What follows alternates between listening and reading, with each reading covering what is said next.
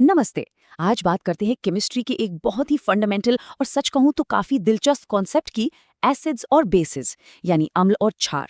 ये सिर्फ कुछ डेफिनेशंस की लिस्ट नहीं है, बल्कि ये एक पूरी कहानी है, एक सफर कि कैसे एक साइंटिफिक आइडिया वक्त के साथ विकसित हुआ और बेहतर होता गया। कभी सोचा है कि नींबू में वो जो जबरदस्त खट्टापन होता है वो आता कहाँ से है? या कभी गलती से नहाते हुए साबुन मुंह में चला गया हो तो वो इतना कड़वा क्यों लगता है? इसका जवाब इन्हीं दो केमिकल फैमिलीज में छिपा है, एसिड्स और बेसिस। तो चलिए थोड़ा टाइम में पीछे चलते हैं और देखते हैं कि इस पहेली को सुलझाने की पहली फॉर्मल कोशिश क्या थी। यहीं से अपनी साइंटिफिक कहानी शुरू होती है।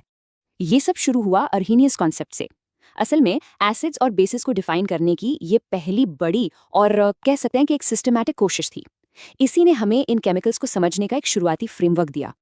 देखो, अर्हेनियस का आइडिया बहुत सीधा साधा था। एसिड्स जैसे कि हाइड्रोक्लोरिक एसिड यानी HCl वो सब्सटेंस हैं जो पानी में घुलकर हाइड्रोजन आयन H+ रिलीज करते हैं, और बेसिस जैसे सोडियम हाइड्रोक्साइड या NaOH वो हैं जो हाइड्रोक्साइड आयन OH- रिलीज करते हैं। सिंपल, एकदम क्लियर। लेकिन इस सिंपल से आइडिया में एक बहुत बड़ी दिक्कत थी। ये जो डेफिनेशन थी ना, ये पूरी तरह पानी पर डिपेंडेंट थी। मतलब ये सिर्फ एक्वस सॉल्यूशंस यानी पानी वाले घोल में ही काम करती थी। पर उन रिएक्शंस का क्या जिनमें पानी है ही नहीं? बस यहीं से एक नई थ्योरी की जरूरत महसूस हुई। तो इस सिर्फ पानी वाली प्रॉब्लम को सॉल्व करने के लिए दो साइंटिस्ट सामने आए, ब्रॉन्स्टेड और लॉरी। उन्होंने एक नई और ज्यादा ब्रॉड डेफिनेशन दी, जिसने फोकस पानी से हटाकर एक बहुत छोटे पार्टिकल पर शिफ्ट कर दिया। अच्छा, आगे बढ़ने से पहले एक चीज क्लियर कर लेते हैं। जब एक हाइड्रोजन एटम अपना इकलौता इलेक्ट्रॉन खो देता है तो क्या बचता है? सिर्फ एक प्रोटॉन। इसीलिए केमिस्ट्री में H+ आयन को अक्सर बस प्रोटॉन ही कह दिया जाता है। तो इस कॉन्टेक्स्ट में ये दोनों एक ही बात है। ब्रॉन्स्टेड लॉरी कॉन्सेप्ट की खासियत ये थी कि ये किसी भी सॉल्वेंट में काम करता था, और तो और गैस फेज में भी। इसने तो एसिड बेस केमिस्ट्री का दायरा बहुत ही ज्यादा बड़ा कर दिया। अब पानी के बिना होने वाले ढेरों रिएक्शंस को समझना भी पॉसिबल हो गया था। तो इस थ्योरी के हिसाब से एसिड एक प्रोटॉन डोनर है और बेस एक प्रोटॉन एक्सेप्टर। अब सोचिए, जब HCl जैसा एसिड पानी को अपना प्रोटॉन देता है तो पानी यहाँ एक बेस की तरह उसे ले लेता है, और रिएक्शन के बाद जो नए पेयर्स बनते हैं उन्हें कहते हैं कॉन्जुगेट एसिड बेस पेयर्स। ये एक तरह का प्रोटॉन का लेन देन है बस। लेकिन कहानी यहीं खत्म नहीं हुई। सोचिए, अगर कोई ऐसा रिएक्शन हो जिसमें प्रोटॉन का कोई लेना देना ही ना हो, तब क्या? साइंस ने इसका भी जवाब खोज निकाला, और इस बार फोकस गया प्रोटॉन से भी छोटे पार्टिकल्स पर। और यहीं पर अगला लॉजिकल सवाल उठता है, भाई ऐसे तो कई सारे रिएक्शंस हैं जिनमें कोई हाइड्रोजन आयन होता ही नहीं है, तो क्या वो एसिड बेस्ड रिएक्शंस नहीं कहलाएंगे?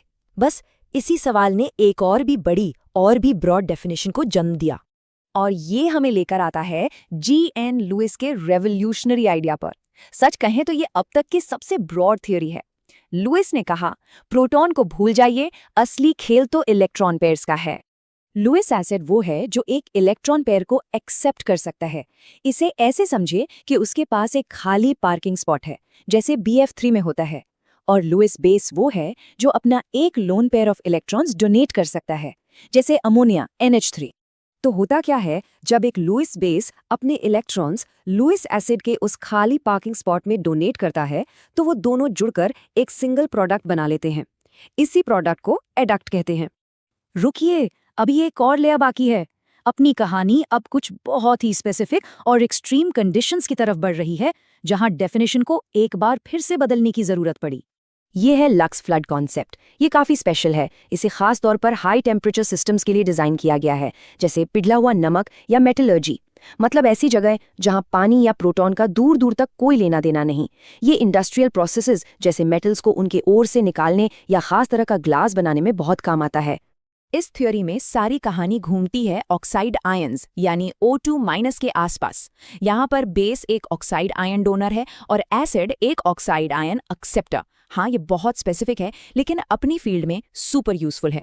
तो ये रही हमारी पूरी कहानी एक ही जगह पर। सबसे पहले अर्हेनियस ने पानी को हीरो बनाया, फिर ब्रॉन्स्टेड लोरी ने फोकस प्रोटॉन के लेन देन पर शिफ्ट किया और गेम को बड़ा बना दिया।